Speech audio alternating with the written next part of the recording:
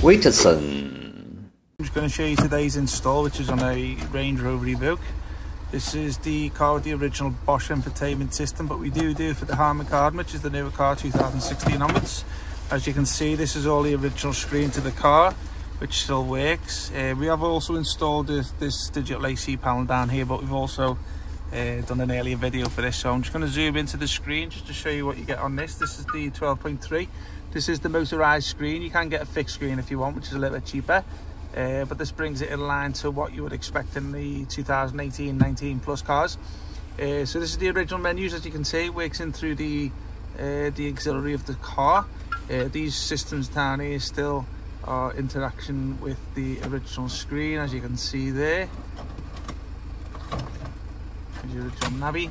These buttons down here, there's your camera button, there's your park assist there, park and sensor button here, menu button, which obviously takes you back to there. And if you just press this one here, just 1 second, let me just lower the volume down because I haven't switched over to aux. Does work with steering wheel controls. There's me with the volume, but as I say, I haven't got the sound on today. It's an 8-core processor, comes with a really good processor and plenty of RAM on it. So this is the home page here. I'm just going to show you the screen. 1 second. As you can see, the screen motorized. So you can get that in the OEM cars 2012. Let me just do that 1 second. So I'll just put it back to there. Sorry about the noise in the background, that's our engineer just finishing off the job. These icons down here, other than those two which you've just seen, that one takes you back to the original. These ones here takes you to the phone. Now this is the CarPlay setup, looks nice and colourful.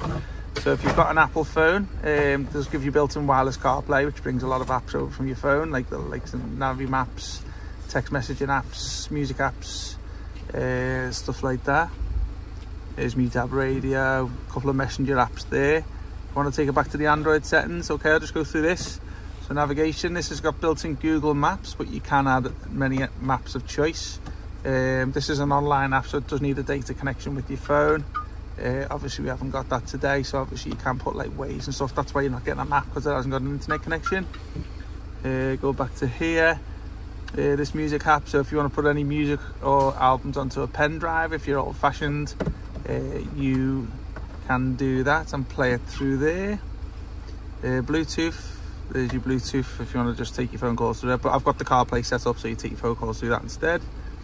See how quick and responsive it is.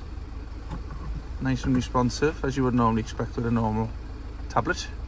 Setup just takes you into the back end settings, which allows you to customize it to, like, if your car's got an original rear camera, it'll work with. If your car's got 360 cameras, it'll work with that too, or alternatively you can put an aftermarket one on, which we are today. This navi here, if you download 15 different maps onto the system from the Android, they'll all come onto this page here, and you'll have a list. So when you select that, it basically what that does, when you go onto this navi here, where is it? 1 second. This navi here, obviously your maps of choice will go on there.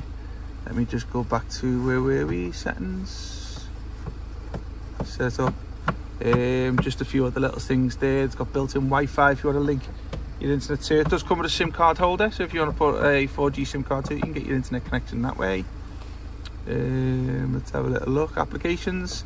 So this is where all your apps will basically go into. So obviously any apps of from the Play Store would download into here. As you can see, YouTube's there. There's your Play Store there. Let's have a little look at that one. Obviously that's for your camera, but obviously we're just installing that now. Also you can watch your movies through a pen drive if you play it on there too. There's a demo of it. I see a nice quality HD.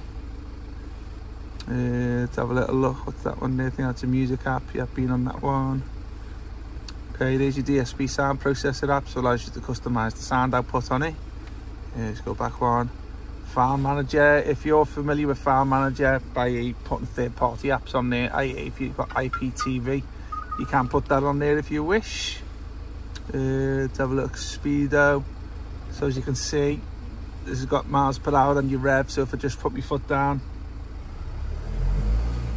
you can see the revs going up with a little app and a couple of little icons. There's your mileage on there, 91,000. There's your headlight and there's your seatbelt warning message.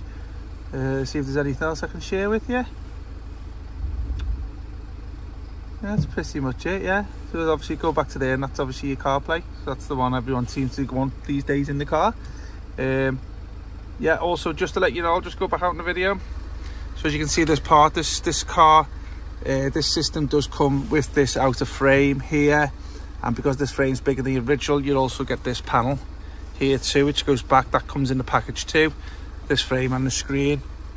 So I hope you liked the video. So guys, give us a shout if you've got any questions, and put all our description to the link to the product down below in the description, should I say, all our contact details. And I hope you liked the video. Okay, take care, bye bye. WITSON